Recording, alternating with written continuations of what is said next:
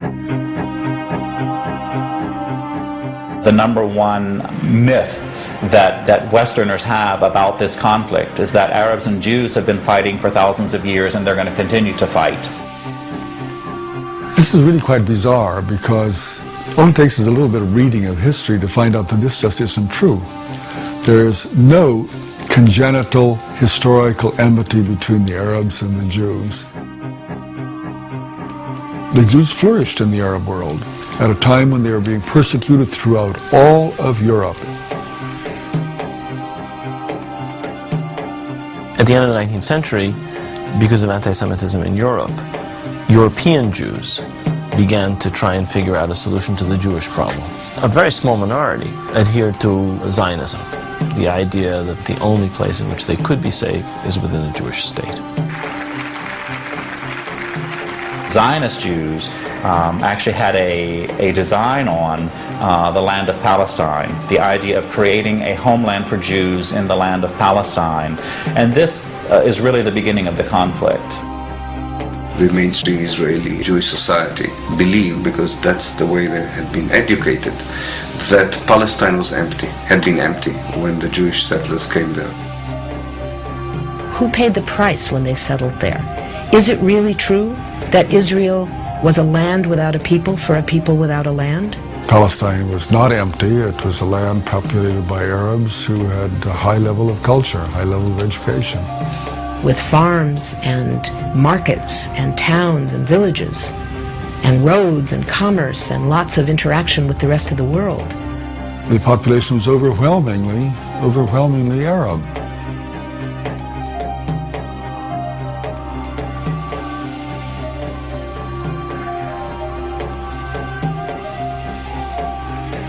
Jewish immigration increased under British rule following World War I, when Britain implemented the Balfour Declaration, promising a Jewish homeland in Palestine. This measure conflicted with Britain's previous promise of self-rule for Arab inhabitants throughout the region. Britain was basically extremely supportive of the Zionist movement. It helped to establish all of the structures of a state. At the same time, the Arabs of Palestine were denied the right of self-determination.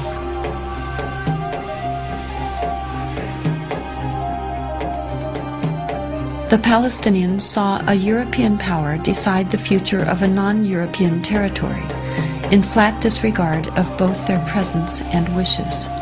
In the 1920s, as land was being stripped away from local residents, the first clashes between Palestinians and Jews began, and would continue on for years to come.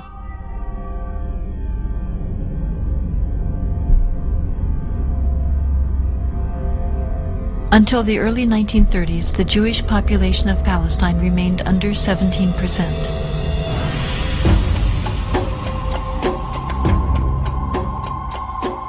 Hitler's rise to power in Germany completely changed that. In just 5 years, 174,000 Jews flooded into Palestine, doubling their population.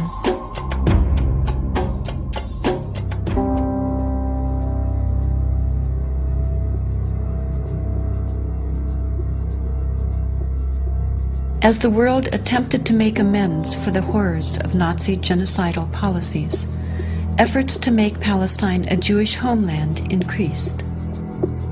The Palestinians, they were not the Nazis. They were not responsible for the Holocaust. But they were the ones who paid the price. In 1947, with the conflict spiraling out of control, Britain decided to turn the problem of Palestine over to the United Nations. The UN, under pressure, proposed to divide the land into 2 states, an Arab state and a Jewish state. Arabs were to be given 43% of the land, despite the fact that they made up more than 2/3 of the population and owned over 92% of the land. Jews were to be given 56%, although they comprised only 1/3 of the population and owned less than 8% of the total area. Nevertheless, they were given not only most of the land, they were given the most fertile land. Zionist leaders took advantage of their superior military preparation and immediately began occupying major Arab cities in Palestine.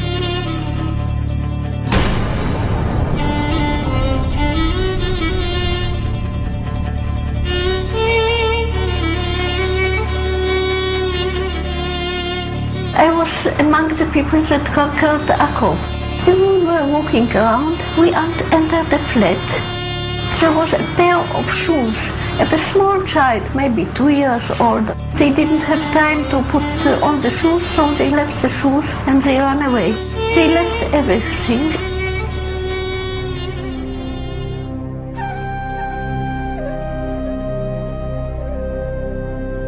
We found out that there was a systematic expulsion of Palestinians, and there was, as I said, there was an ethnic cleansing operation taking place. The most infamous campaign was the massacre at the village of Deir Yassin, where over 100 men, women and children were systematically murdered. هذا البيت ما كان متخبين فيه أنا وولادي وأخويا موسى. ما كان لي أنا عندنا أخوي موسى مشاكل نتونس بالله فيه. هذا البيت. أجي قال لي لما كنا بالبيت كنا في مشكلة صار خبطنا الكنبلة وجينا صورت أنا وبنت الصواب تمسح ولادي. وكان بعد ما راحت المراكة الحالة كسروا الباب عليهم وطلعونا. بدهم يقتلوا أخوي مسدوا فيه على وجههم يقتلوه. وتناولت 250 ليرة من عدة.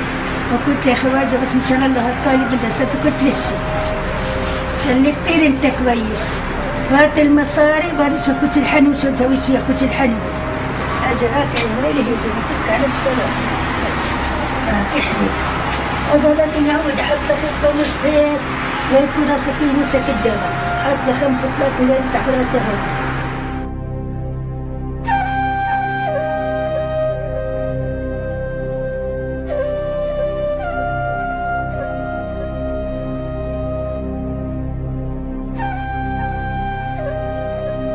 The ruthlessness of the attack on Deir Yassin drove fear and panic into the Palestinian population and led to the flight of unarmed civilians from their homes all over the country.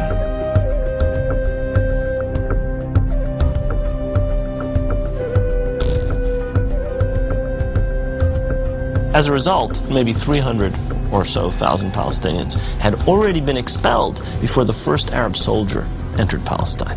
Some of the neighboring Arab armies finally intervened after May 15, 1948, when Israel officially announced its statehood. Although there was a lot of war rhetoric on the Arab side, very few soldiers, Arab soldiers, were sent into the battlefield. And actually, for most parts of the war, there was superiority on the side of the Israeli army.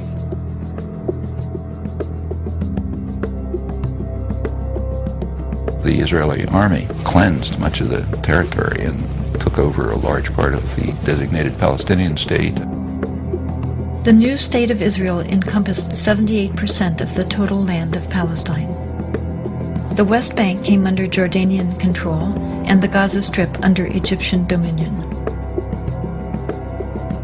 Although a truce was declared between Israel and the Arab states, true peace remained elusive, as over 700,000 Palestinian refugees languished in nearby camps, often in sight of homes to which they still held the deeds and a deep desire to return. Most of the deserted and evicted Palestinian villages were erased from upon the earth and were either turned into Jewish settlements or into fertile land. Of the 500 Palestinian villages in what became Israel in 1948, 400 were destroyed. These efforts to destroy the possibility of their returning home were countered by the United Nations, which continues to affirm their human right enshrined in international law and morality to return. A Palestinian who had lost her land or lost his land as the result of the creation of Israel in 1948 cannot come back even for a visit. I can go back to Israel as if I were returning and claim immediate citizenship, having no historic tie, speaking no Hebrew, knowing no one in the country, having no family who ever was there. All that one needs is being Jewish, a religious group like any other.